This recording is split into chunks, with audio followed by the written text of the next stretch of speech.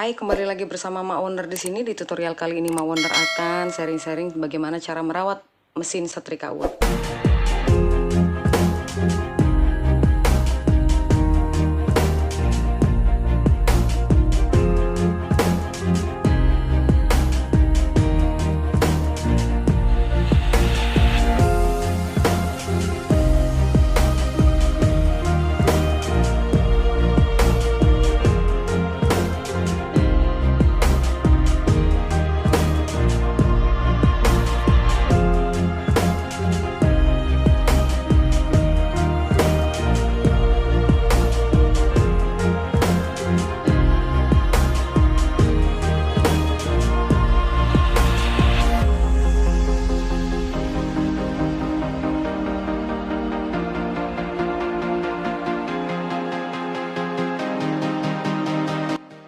Jadi boiler setrika uap ini menggunakan tenaga panas yang dihasilkan dari rebusan air yang terdapat di dalam tabung.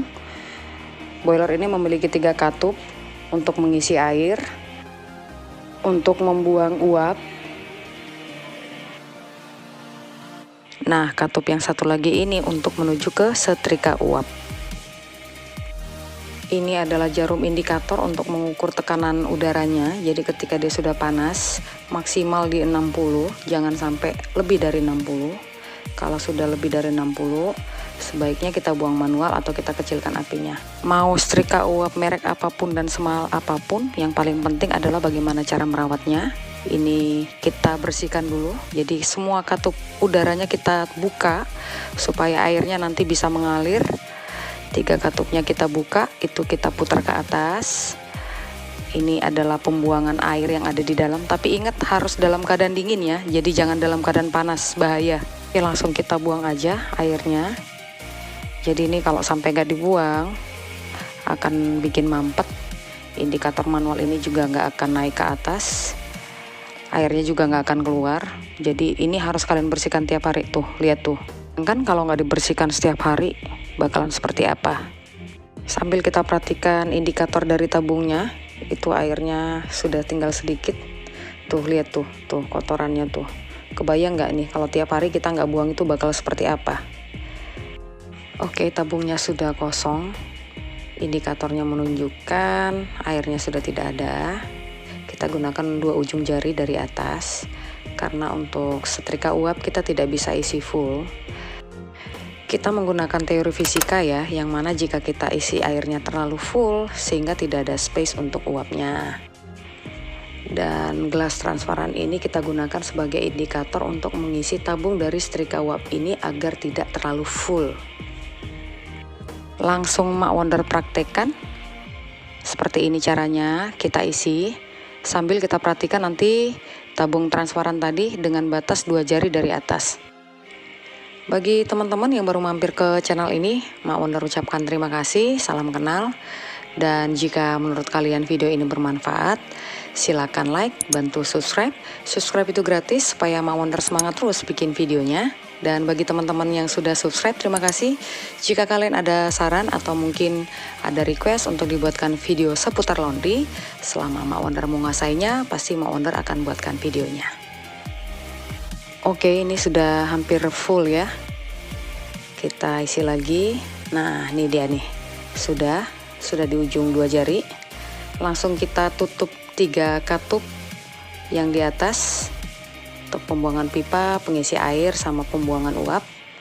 3-tiganya sudah kita tutup. Lalu kita pasang gasnya seperti ini. Nah, kita hidupkan api.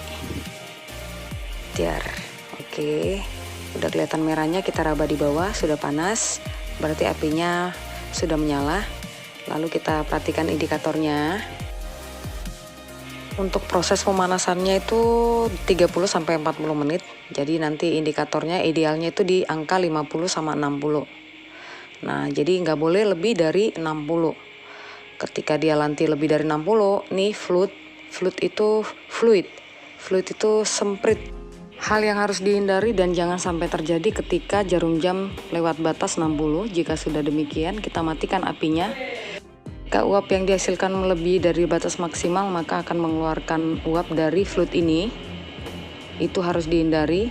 Alarm flute berbunyi, artinya jarum jam sudah lebih dari 60 tekanannya. Untuk setrika uap sendiri itu ada kelemahan dan kelebihannya. Nah, kelebihannya aja deh yang kita bahas ya. Kelebihannya setrika uap kalau kita taruh seperti ini ya, tidak akan gosong, bajunya tidak akan terbakar karena berdasarkan katup ya.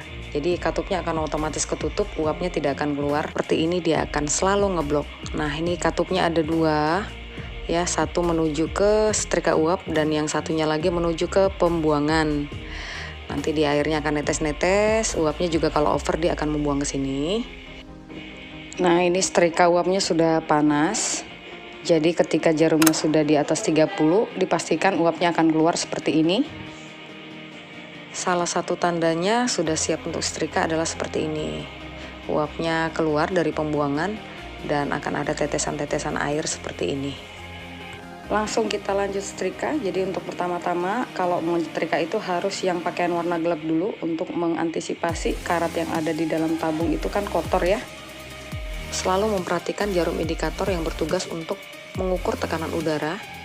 Yang kedua, tabung transparan yang bertugas untuk mengukur ketinggian air. Jika kalian tidak rajin membersihkan tabung gas ini dengan cara menguras, maka bisa dipastikan indikator ini tidak akan berfungsi. Jangan pernah menggunakan setrika uap ketika indikator menunjukkan bahwa air sudah habis. Jangan pernah sekali-kali membuka katup apapun selama jarum indikator belum menunjukkan angka 0, karena hal ini sangat fatal dan berbahaya. Jika Anda tidak menggunakan setrika uap dalam waktu yang lama, sebaiknya Anda mencabut regulator dari setrika uap menuju tabung gas.